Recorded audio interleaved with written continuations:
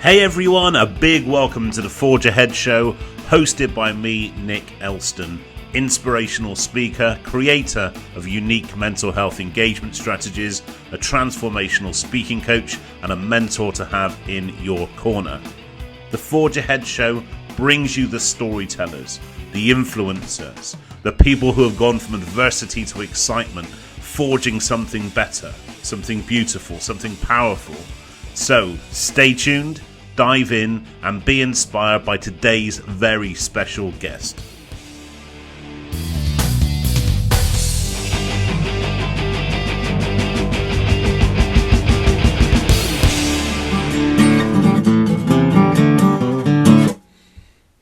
Very good. What a way to start the show. Hey everyone, and a big welcome back to the Forge Ahead show. I'm already smiling. I've got a real treat for you this week. Welcome back. It's season 2, episode 6, and I have an amazing guest to bring you today in Mr. Chris Budd. Big round of applause, Chris. What a legend. Hello, my friend. How are you? I'm all right, mate. Thank you. Scaring me now. So if you've not heard of Chris before, firstly, which rock have you been under? Secondly, Chris is a businessman, an author, a speaker, the founder of the Initiative for Financial Wellbeing, podcast host, cricket coach, and also a Bristol Rovers fan, hence the grey in our beards. And that's kind of how we first met, wasn't it, really? It was on Twitter, wasn't it? Twitter. Yeah. Through talking about our choice of team, very poor choice of football team. Especially this week, we're recording this, we've all been relegated. So we'll skip over this bit for now. I would just pick one issue with that. You don't pick your football team, do you? No, this is true, actually. It was dumped on me from a great height generationally. This is very good. David, my grandfather, it's his fault. So I like the fact that our paths started crossing there, actually, through that kind of interaction on social media, through football. And it kind of like just kept on crossing as we've kind of gone through. So I guess first and foremost, obviously I know you for who you are now and who you've been over the past few years, and we'll go into those things. But how did it all start for you? What tell us about your point up until I met you. How did you get into business? What were you about before? Did you go to uni? That kind of stuff. So my background at university. Oh, there's so many things to talk about, Nick. About a 4-hour session, doesn't it? So here's the first thing. You mentioned university. So our biggest mistake of my life was I followed the advice of my elders and betters when I was 18, and I went to university to do something that might earn me a living. And like most 18-year-olds, I didn't know what to do. So my father and my head of sixth form, my tutor, they all said, "What are you good at?" None of them said, "What do you enjoy?" And so consequently, I went to university and I did economics, and I absolutely hated it. Nobody noticed that the only A I got at O-levels was in English language. That was the only A I got. And I should have gone and done English literature or journalism, or something, but I didn't. I went and did economics. And so I absolutely hated it. I had a good time at university, of course it did, but it set me off in a certain direction. So the second probably major point in life was I'm in my mid-20s. I'm now in the financial services world, if you like, and my father went bankrupt. And that deeply, deeply affected me. In fact, I can hear it in my voice. It still does. I can feel it when you talk. Yeah. Yeah. Because it ruined him as a man, completely ruined. He was a very proud man.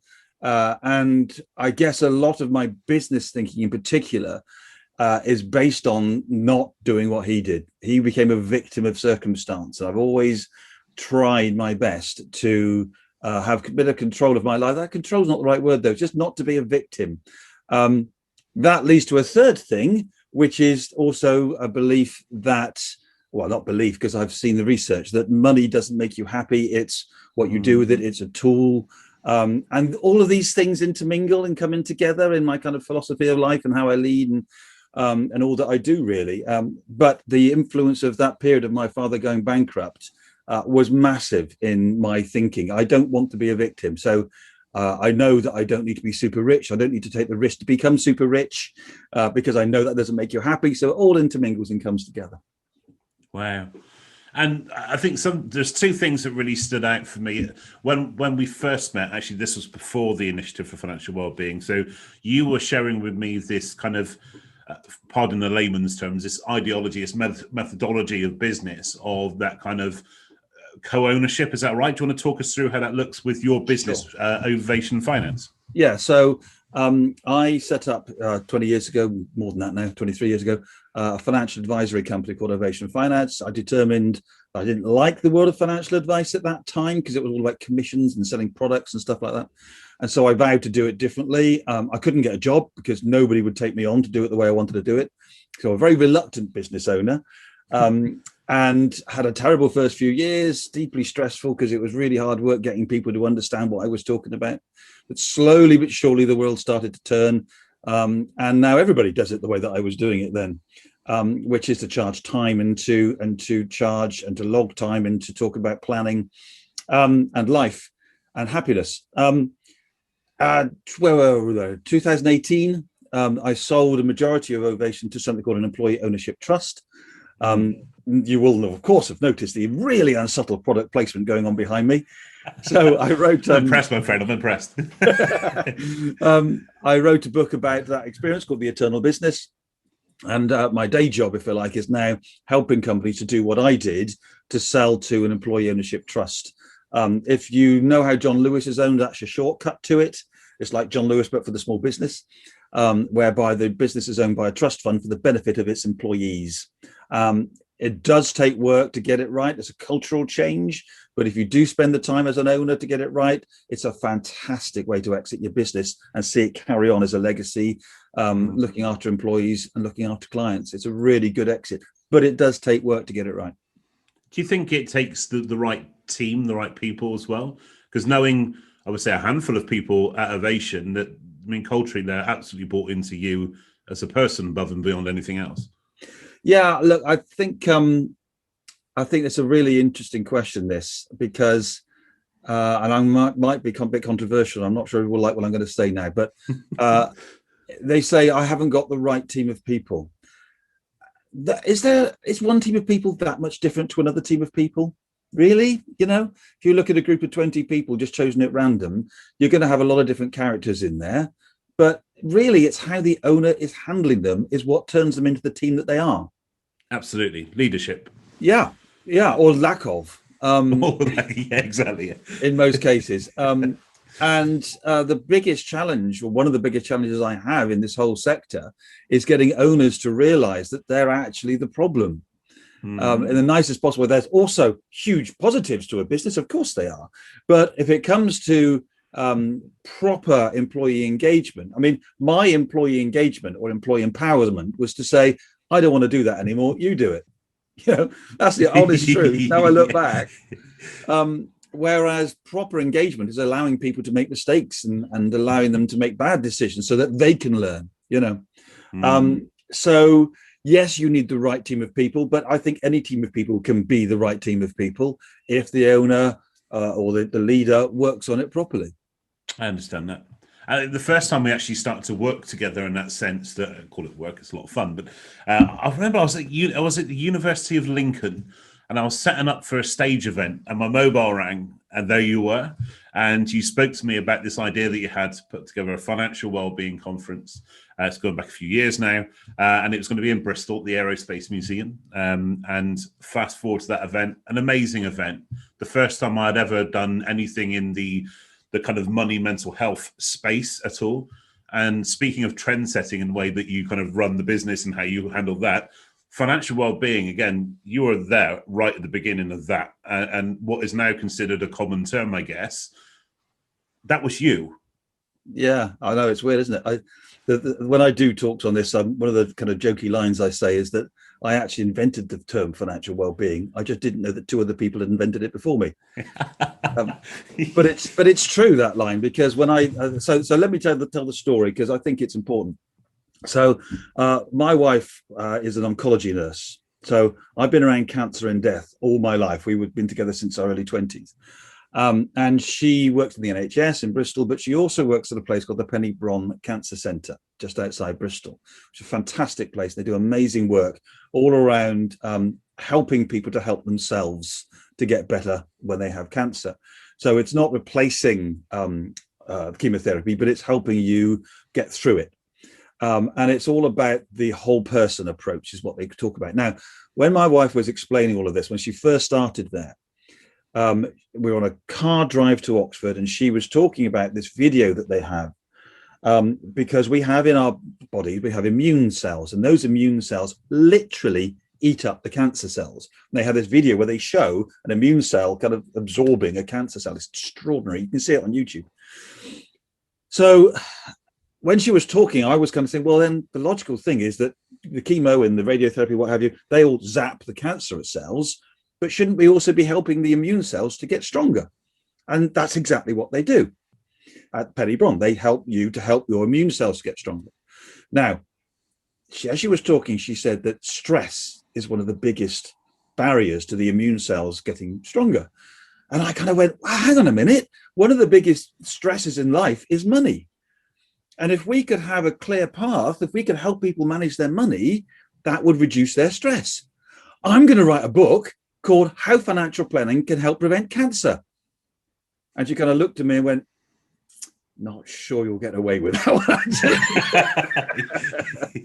So I thought of this term financial well-being, Googled it, and there were 2 entries on that Google search. And one of them was a book by Gallup, which is I've got behind me, called Wellbeing, where financial well-being is one of 5 areas.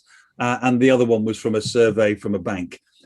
So I wrote the book called The Financial Wellbeing Book, and quite literally, yeah, I would like to say that if not the only person, I certainly was one of the major reasons why it is now a very common term. And we started the podcast, the Financial Wellbeing podcast, and everything else is just kind of, it's got a bit careful what you wish for, I think is the expression. Yeah. Well, it is interesting on a couple of levels that at the same event, the initial event in Bristol, that delivering a talk alongside you is the first time I'd heard you speak, and you are a very kind of excellent speaker in your own right. You share lots of stages and speak in front of lots of different organizations and audiences. But what I like is, and it's very rare in your industry, it has to be said, that the amount of work that I do in your space, financial services generally, you deliver it with absolute clarity, but kind of quite brutal honesty in a sense. I mean, that's something that's been kind of labeled at me, but you do that very well in your space, which I think is difficult if it's an area where that's not accustomed to being so open about things like mental health, which you do speak about and you do share, and your experiences. And we've been on the same sessions and meetings where you'll very openly tell people exactly how you are right now, but also you'll share your why in terms of relationships with mental health and money and lots of different things. So that's a really interesting one. How do you find that experience of sharing your stuff? I can't help it. So it's not something that's deliberate. I wear my heart on my sleeve, and that has caused the vulnerability Tourette's, is it? Is that good? Well, look, just take one example. I'm a non-exec for a few companies, and beginning of lockdown, last year it was, and there was one particular board meeting, and the chair started the meeting by saying, right, before we carry on, how are you? Went round each person in turn. I went, yeah, all right. Well, it's a bit tricky, and not blah, blah, blah, blah. Came to me, how are you? So Chris, how are you? Do you know what? Today I'm actually not very good. I'm struggling a bit today. We're in lockdown. I don't know where life's going, and I'm a bit. And everybody else went, oh, actually, so am I. And it was so you could see everybody across the Zoom call just relax and go, I'm so glad somebody's admitted this, So I try and I don't try and avoid it. I guess that's the thing. I don't try and make it happen, but I don't try and avoid it because I think people, I can only be honest. I don't know any other way. And that means occasionally saying things which might make people feel a little bit uncomfortable. Well, that's all right. I'm okay with that. Yeah, I get that. And like I said, I think we're very much kindred spirits on that front.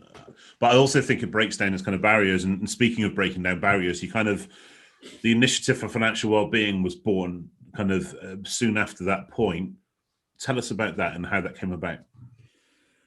Yeah, bored January afternoon is how that came about. What a thing that was. I've had honesty. It's so refreshing. I've had a principle for a few years now. I don't like a lot of business advice, Nick. Okay, in fact, I don't like a lot of advice I hear, because they're said by people who are judging the world by how they have experienced it. And the one thing, I'm a business coach. I've been trained, a diploma qualified, and in that process, I really took on board the fact that the old, you don't judge someone until you've walked a mile in their shoes line. So my advice, when I give advice to people, I try very, very hard to make it about them, not about my experiences and values. How did I get onto that? I can't remember. Answer your question. So here we are, one January afternoon, and my eternal business consultancy is quite new, and I'm a bit bored because I haven't got enough clients yet. And I love the subject of money and happiness. I write scripts for the podcast, and I just think it's such a fascinating topic. And I genuinely think it's a world-changing topic, because if people only took as much as they needed, not as much as they could get, then the world would be a very different place. And by the way, in judging how much they need, I'm not setting an amount on that. Somebody might need £1 million to be happy. Somebody might need £10 million to be happy. But I do know that nobody needs £100 million to be happy. Mm. So if we could just take what we need rather than what we can get our hands on, we just a timely thing of the European Super League. Yes. Rich people trying to get richer with money that you can't give the Glaziers any more money that will make them any more happy. So why are they trying to take more? I don't get it. Anyway, I love the topic. I find it fascinating. I think it's got huge impact. So January afternoon, a bit rainy, and I'm a bit bored. And I just did a tweet and said, if I did a financial wellbeing conference, would anybody come? And I had 32 direct messages of people saying yes. Bloody hell, what have I done? So we put it on, and it was absolutely fantastic. There was there was the most amazing Miles Hilton Barber. Yes, I remember him. Blind adventurer. Oh my God. If anybody, go and look him up on YouTube. I think he's probably retired from speaking now, but his story was just, completely amazing. Stunning, wasn't it? Yeah. And at the end of it, I said to this room full of financial advisors, look, there's 80 of us or so here. Now what? It's all very well talking about this stuff, but are we going to do it? I can't carry on being the only guy in the room talking about this. You guys need to as well, And to be fair, quite a few people contacted me and said, yeah, come on, let's do something. So put out a press release, said, thinking of setting up an institute, thought if I get another 30 or 40, we might be away. I got 430 emails from financial advisors saying, yes, we need this. The world needs this. The industry needs this. So that's what we've done. We set it up beginning of last year. Then, of course, COVID happened. So actually, that worked quite well, Nick, because my eternal business kind of just put on pause for 6 months, because nobody was thinking about selling their business for 6 months, were they? Which gave me time to get really into it. So now we've got loads of things going on, including auditing firms who say they do financial well-being to actually prove that they really do, and they're not just using it for marketing. To training courses, to events. We've got a conference coming up, lots of things happening. So it's got a bit bonkers, to be honest, but it's very fulfilling. It's not something that pays me particularly, but it's good fun. Absolutely. And the conference, when's the conference coming up? That's soon, isn't it? Yeah, it's in May. I can't remember the which, 20 something or other. The Initiative for Financial Wellbeing.org.uk website has got all the information on Ruby Wax. We have. That's amazing. Very pleased. Yeah, I know. I would, I'm going to be immodest and say that was me. That was my idea. I think she's going to be. Of course, she's in your world. She talks about mental health, and she's amazing. Yeah, I've read a lot of her stuff. Really, really cool. Really pleased you got her. So that's a real coup. And actually, this show is going out before the event, so guys, please do check it out. The links in the bio. It is for financial advisors. I would just say that it is for financial advisors, but I don't want to stop anybody who's not a financial advisor from coming. You're more than welcome to, but the content is aimed at financial advisors. Yeah, that's cool. So I guess two things. This is the thing with our conversations. This is just the only difference. This has been recorded. We go down rabbit holes, and I've got so many rabbit holes in front of me. Where do I go? Come on. Okay, right. Okay. The first one, I guess, is: can you define financial well-being? What it means to you when you use the term financial well-being? Yes. So there are 4 parts to it. Okay. Part number 1 is what makes you happy. And we're all different. So what will bring meaning and purpose to your life will be different to what brings meaning and purpose to my life. And so the phrase that we use for that is know thyself. So you need to know thyself to understand what will make you happy. That's number 1. The second thing is what you might call the universal truths, the research, the facts. We know the research shows us that a person who is focused on gathering wealth, they see money as the objective, will be less happy than they would otherwise be. We know that social relationships are the biggest contributor to our well-being. We know that living a life of meaning and purpose is a big contributor to well-being, and doing a job where you can't see the point of it isn't going to make you happy. So there's some facts, if you like, that we know. So if you can combine those two things, the facts that we know with your life, then you start to get an understanding of what will make you happy. Then there's the things so that's the positive side. Then the negative side is what stops us from being happy. And there's a couple of things there. One is a similar sort of model. One is the research, the known behavioral biases. So just to pick a very well-known one, confirmation bias, where people who tend to vote Conservative also read the Daily Telegraph or the Daily Mail. People who vote Labour read the Daily Mirror, so that we can read things that confirm our existing opinion. Well, around money, there's loads of biases that come into play that we know very well. And then the other half of that then is the know thyself bit, which are the biases that are particularly high in you. So it could be loss aversion, where you hang on to something because you've seen it go, when it goes down, you sell it because you're panic and you don't like to lose money, which could be the worst time to sell an investment. Or it could be self-limiting beliefs, where somebody might say, oh, I'm not very good with money. Well, what does that mean? What does that actually mean? Where does that come from? Everybody, you can change. So a self-limiting belief is something that you believe about yourself, which isn't necessarily true, but it's part of your DNA because of what's happened to you in your past. So if you put those four things together, and know thyself for you, what makes you happy, and know thyself for what might be working against you, and then the research of what makes you happy and the research of behaviors that could work against you, that powerful, put those four things together, and you can really look at your relationship with money and how you can use money in a much more positive way to make you happy. Powerful stuff. I mean, the audience here that is watching us talk at the moment, they are predominantly people that have been in the audiences of my events, that have come along to check out more stuff. And as you know, you've heard me speak about this kind of conditioning element of, if I think about my kind of formative beliefs about money, then I know when I first started out speaking that £200 at the time was a lot of money, whereas actually I priced myself out by going too low. But they think actually it's not good enough. So what I thought was high, they thought was too low. Yeah. So there's that kind of balancing out there. But also thinking about it growing up, you say, well, don't ask your uncle how much his car is, or you get all these kind of instructions. So is it right then to say that this stuff should be taught from a really early age to break that conditioning before it even sets in? Nick, this is such a both a hot topic and a pointless topic. Absolutely, it should. Can you hear the bees going now in my bonnet? yeah, it's lit a fire. Yeah, my kids, my daughter's just left school. My son is doing A-levels, and I've got to be perfectly frank. The education system has completely failed them. Why are they learning about the Tudors at the age of 16 rather than learning about what a check is or how to manage a daily budget? It's absolutely bonkers. The whole point about our education system is to create, and one of the Tory ministers actually used this phrase, that they want to create economic units. That's how they viewed students. Isn't that just the most depressing thing? So yes, this should be taught at a young age. It's not going to be at school, however. They're not going to change. And so we've got to do it ourselves. And I absolutely would encourage people to, the main thing to do is engage with your money. Okay.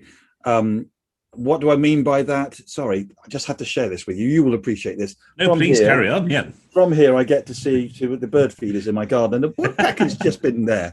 The woodpecker's just been at the bird feeder. That's so cool.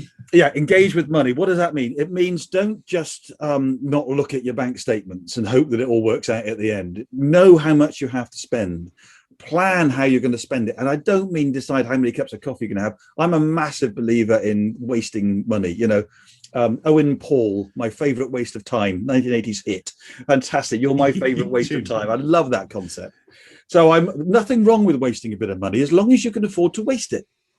So work out how much money you need. So here's an exercise that we take people through. This is partly in the book. is if you work out what we might call your disposable income, okay, and your essential income, if you like, or sorry, expenditure. So how much money do you have to spend? What's your rent? You know, what's your bills going to be, etc. And include a little bit away for holiday. So what will make you happy? How much do you need? Once you've worked that out, anything above that is disposable, and you can spend it for fun. And there's lots of ways that you can spend it to waste, but we do know that buying retail therapy, it doesn't work. If you buy experiences, you get more well-being than if you buy stuff, all this kind of thing. So there is some good theory in there as well, but that's your disposable income. Now, one of the things you can also do is you can start to envisage, well, what does make you happy? What will make you happier in the future? Now, let us suppose somebody's answer to that question is, and I always like to use this example because I know a guy who did this, I want to retire or leave my job at the bank because I want to make stained glass windows. Right now, if that's the thing that you've come to realize is what will give you real joy in life, then what you need to do is be putting money away so that the day that you can afford to do that gets closer. So what you're doing is you're trying to bring your future closer.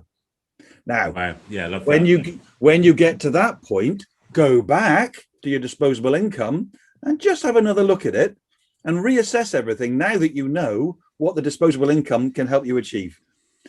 And I'll bet that comes down a little bit. I'll bet that comes down. So it's a much nicer way of talking about pensions is bringing your future closer, I think. Fantastic. Links to all Chris's books are also in the bio, so please do check them out. So on to different subjects. So since then, we've crossed paths many times on a regular basis, which has been amazing. I really enjoyed my talks with you. I'm glad this has been recorded, this one, for proof, if nothing else. But also, I want to talk about cricket briefly as well. So I was booked to speak for the Gloucestershire County Cricket versus Australia match a couple of years ago now. And you didn't know this, maybe you do now, but you didn't know this. And your name come up with the club because you're kind of a big deal there, as it turns out. I wouldn't go that far. Mr. Bud, I would like to say Mr. Bud. I would like to say. So I don't know how you're. I think it was around that same time as the Financial Wellbeing conference. I was talking about other events I was doing, and that for me that was an amazing kind of experience to kind of do my thing at one of those kind of events. But you also are a cricket coach, am I right in thinking as well? So where did your passion from cricket come from? I don't know that one actually. That just I've always loved my cricket. I was sort of kid who would when cricket was on terrestrial telly, I would watch it all day long, and then I'd watch the highlights in the evenings as well. You know, I was that kind of kid. And in the tea interval, run over into the park opposite and have a quick game with my mates, and then run back to watch the afternoon session. But I think if I look at the things that I've done in life, so I've recorded music, I've written songs, published novels. I've done quite a lot in life that I feel quite proud of. Whether it's any good or not is for others to judge, but I'm quite proud of it. But one of the things I'm most proud of is the Backwell Flaxport and youth cricket section, because when I started, I was playing there, and then my kids, they had no youth section, so my kids were going to go and play for a rival club or not play, and I just couldn't have that. I couldn't have my kids not playing cricket. So I started a youth section with my kids and a few of their friends. We had a team. That first team, they won their first match, under 11s. They won their very first match that they played, and they didn't win another match for 6 years. They were rubbish. They were so bad. Bless their hearts. My daughter was easily the best player. She ended up playing for the county as a bowler. But we used to get in after another thrashing. And I'd get into the club change room and I said, guys, you know, this is how we could work better. This is what we could do differently. But have you had fun? And they go, yay! I'm happy. I'm happy. That's all I care about. Not interested in winning. I'm interested in having fun and enjoying ourselves. So that was then. I'm now no longer active in it because I've stepped aside, because that's the point in life, is you build things for other people to then take forward. And they've currently got 160 kids turning up every Friday night.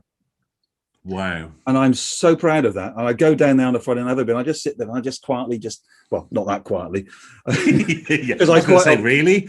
I quite often nudge one of the mums and say, hey, have you got a kid out there? Yeah. I set this up. Yeah. Yeah, exactly, yeah. But I'm so proud of that. Leaving legacies everywhere, aren't you? Well, is that something that's like a conscious driver for you to leave a legacy? Totally. I'm a great believer in it. It's the old All Blacks rugby team when they talk about leaving the shirt stronger than you found it. I'm absolutely a believer in that. I'm not. If I can get something I get paid along the way, that's great. But I'm not interested in accumulating wealth, which is why I'm not very wealthy. I'm more interested in accumulating purpose and meaning, because I know that's what makes you happy. So the more purpose and meaning I have in my life, the happier I'll be. There is also something really cool about watching somebody else do something they didn't think they could do. Is that really aligned with your kind of then progress into coaching as well, and how you help your clients? Yeah, absolutely. So I'm working with one company where I'm a non-exec, and I coach the managing director, who's fairly new to it, and she is surprising herself with what she's capable of doing. And it's not that she's the boss and she's taking over, but she's helping other people, and you kind of cascade it down and you make the world a better place. Because at the end of the day, what is the point of being here if not to make the world a better place? Absolutely. That sounds a bit trite, but it's true. It's not. I don't say not at all. Yeah. I love that, and I get the feeling you're a big family guy as well. Is that right? Yes, absolutely. My son, I can see from here in the conservatory, we got a little music section set up. So he's taught himself to play guitar in lockdown, which is fabulous. Nice if he could play something other than Radiohead, but we can't have everything. As I said to you before I hit record, I can only play Amazing Grace very slowly and very badly at the moment, or the riff to Dolly Parton's 9 till 5. But that's anyway, not easy. And that's on the piano. Okay, I want to hear that one. That's not for now. Well, not yet. We'll get you on for season 3 for that one. Okay. So I want to set the scene. It's a question I ask every guest that we have on. I am now the MC of the O2 Arena. 20,000 people have paid our hard-earned money to come and hear you do your thing. I'm just about to announce you to the stage. Your walk-on music kicks in. What would that track be? So hard, Nick. Because I could be really, really selfish and use one of mine. That would be quite funny, wouldn't it? That'd be really cool. But it will probably be, I've got it down to 2. Love Cliche by Brand Van 3000. But actually, because it starts with a really cool drum beat, it would probably have to be Mississippi by John Phillips. So John Phillips was the Mamas and the Papas, and he had a few solo albums. And Mississippi just starts with a really cool drum beat. Fantastic. So yeah, that because it's walk-on music, I'll go for Mississippi, John Phillips. And that will then go on the playlist. So we're going to playlist over the course of the season of all the speakers' recommendations. So we'll have a whole motivating playlist to go through. I should have gone for mine. But let's do this. You have a guitar ready, I believe. I saw it earlier on. Play us out with one of yours. I'm really happy to do that. But before we do that, can I just thank Chris? Big thank you for being on the show. Top man, top guest. To everybody here, Chris is going to play us out now, but thank you for tuning in to another episode of the Forge Ahead Show. I have some more amazing guests coming next week, so please do stay tuned, and I will see you again very soon. So over to you, top man. Thank you, mate. This isn't one of mine, but I know you like a bit of country.